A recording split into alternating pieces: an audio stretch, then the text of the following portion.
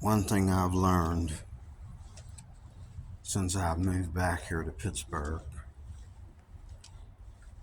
is that there are a lot of lazy people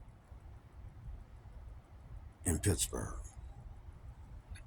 There's lazy rich people, there's lazy poor people, there's lazy homeless people, lazy married people, lazy children.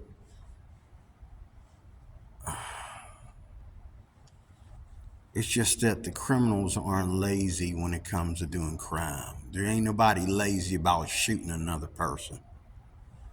You give somebody a gun, they're gonna work. They'll work. They'll rob the bank. They'll rob the store. They'll take a bullet. You give them a gun, they'll take a bullet to rob your store. But everything else, people get lazy. We got lazy Christians out here. They lazy about God. They lazy about praying. They lazy about reading their Bible. They lazy.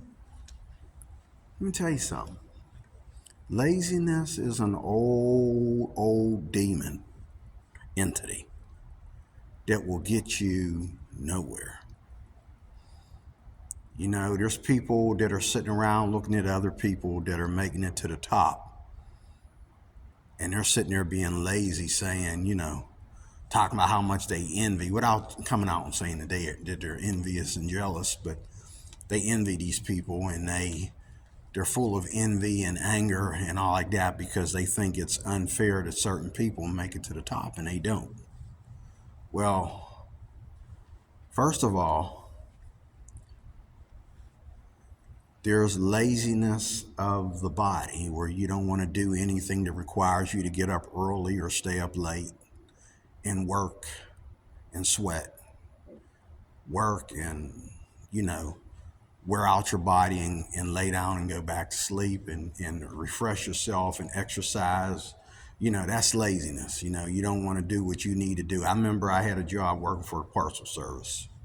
I worked for the parcel service for about 4 years. Was it 4 or 7? It might have been 7. I worked for the parcel service, and I used to actually work out to do my job. I actually used to go home and stretch every day.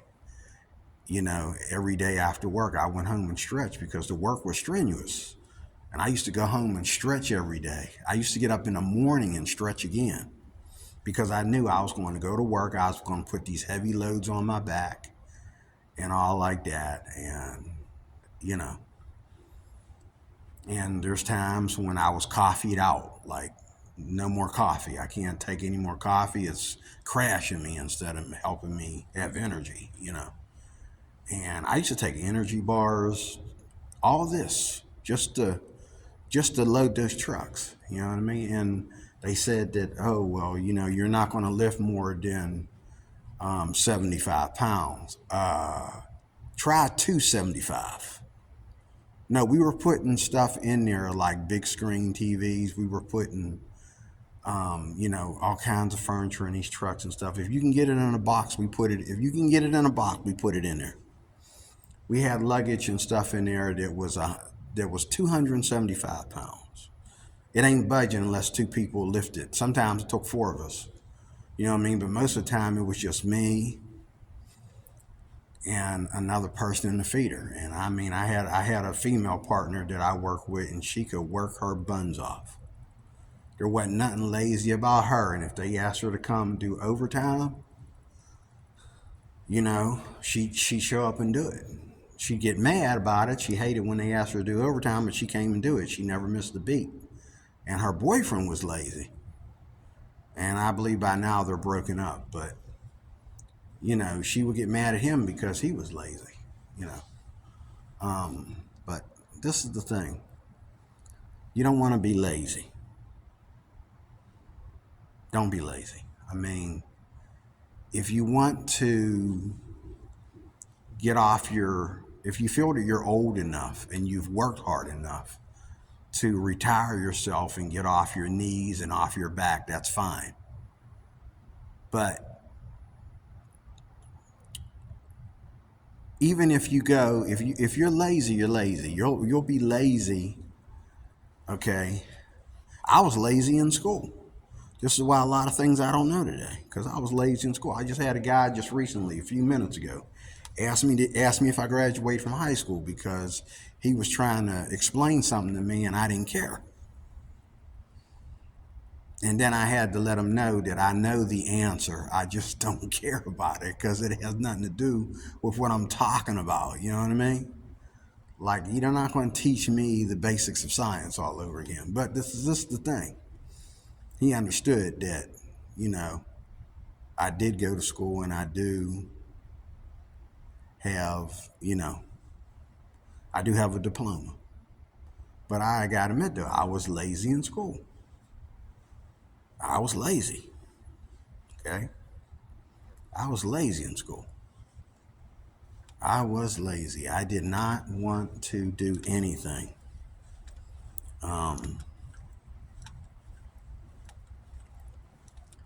I did not want to do anything but what was easy. If it wasn't easy, I didn't want to do it. If it wasn't easy, I didn't want to do it.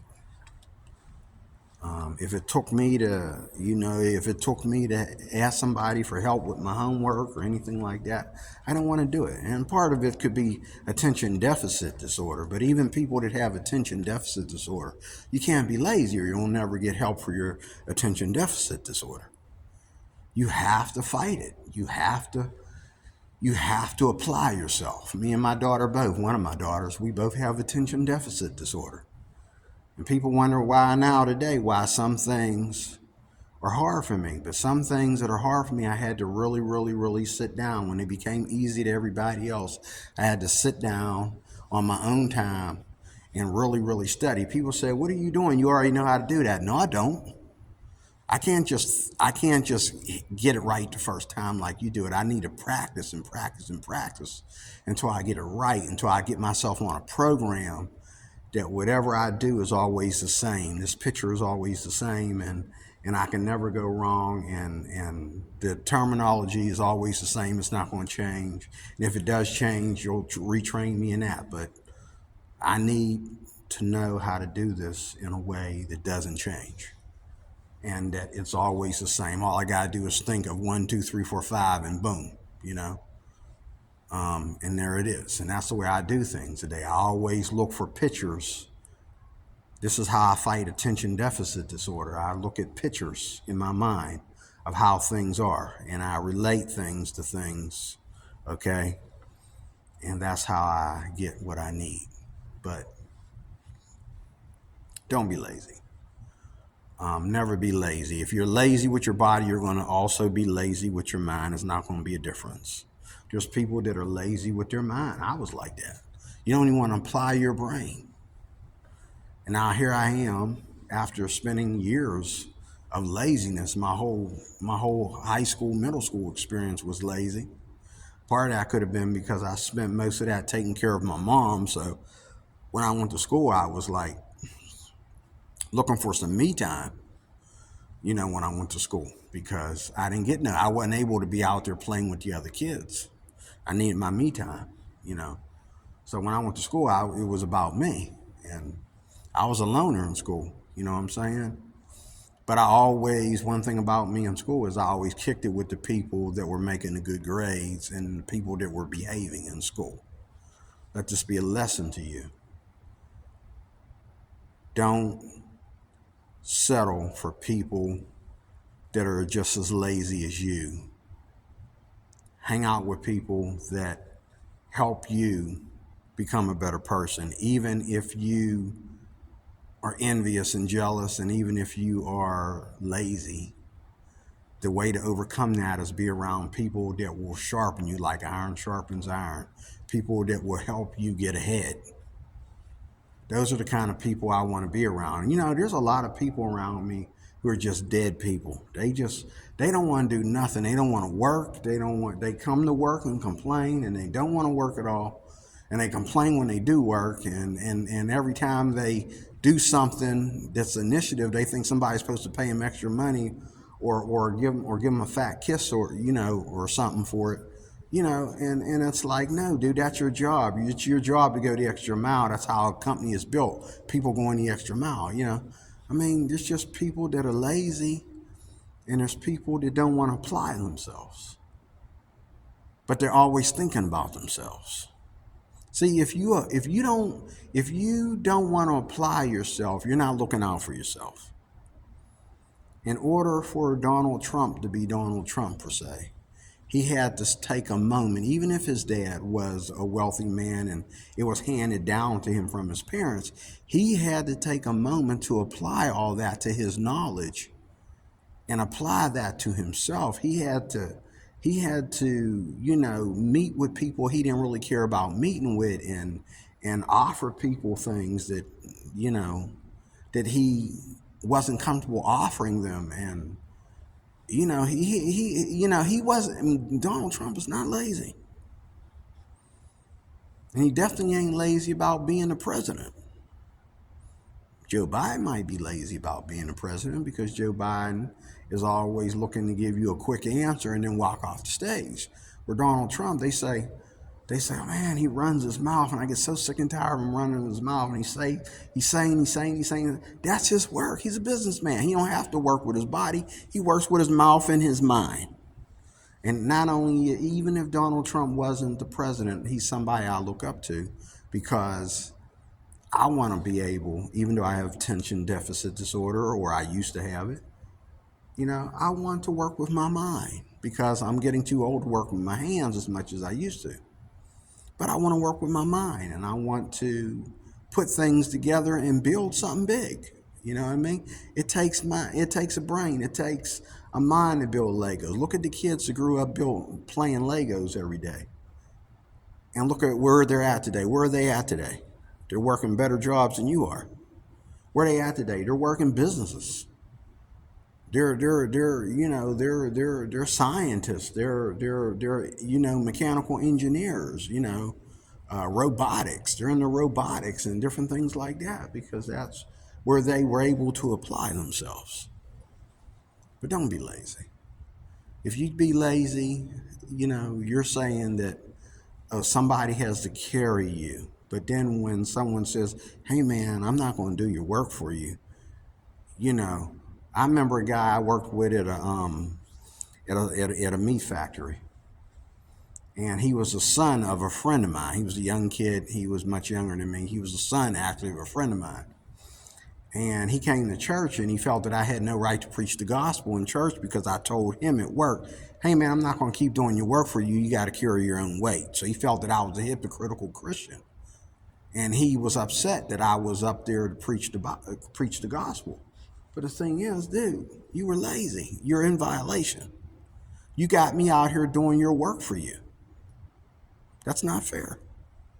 You know what I mean? You're up here, he's up there on his phone, and I'm chasing around this machine and trying to keep everything filled up and keep fixing the jams on there and all like that. He's sitting there playing on his phone.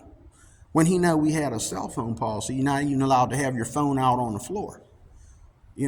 But he was on his phone. And when people saw him on his phone, they didn't come up there and stop him. They would just yell at both of us so they didn't have to deal with his animosity. But no, it's his fault. He left me hanging every single day. And finally, when he did get in trouble with it, he had this hatred for me. So for him to walk into my church with his dad and find out that his dad looked up to me because I'm a minister of the Lord and I'm preaching the gospel, he was highly upset and offended. But hey, that's why people go to hell. You know what I'm saying? Because they don't know goodness when they see it. They don't know iron sharpening iron when they see it. They don't know a good man, a good woman. And that's how we live today. People are getting married to lazy people. Okay? There's women getting married to lazy men.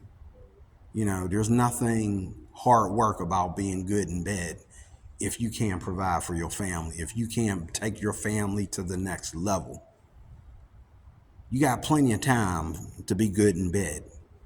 Take your wife and your kids to the next level. Get them out of the ghetto and get them in a nice neighborhood into a good school where they ain't got to worry about crime and violence and you ain't got to worry about, the minute you decide to go to bed without locking your doors, everybody in the neighborhood knows about it and everybody trying to break in. You ain't got to worry about that if you ain't lazy. But some people are too lazy to lock their daggone doors at night. You know? Some people are too lazy. Sometimes you need to go outside on the porch and just watch people. And if you look at them right in the face, like, what you doing over there, dude? You know what I mean? They'll think twice before robbing your house. Okay? They will think twice. But, it's funny how criminals are not lazy about doing crime, but they're lazy about having a job. That energy that they spend doing crime and dodging bullets, do you realize how much work could be done with that same energy, and how much work can be done within the hour? But they don't think because they think that working the clock is slavery, and they're against it. So they rather spend that good hard working energy in pointing a gun at innocent civilians. And then you got this guy that just did that shootout in what country was that? Was it Russia? I forget what country it was. He shot, that guy that just recently shot some people at a school or something like that, and there was a playground there, and he missed the kids, but he did get the adults. He meant to kill the kids. It was a school. It was at a school that I think he attacked, and he got,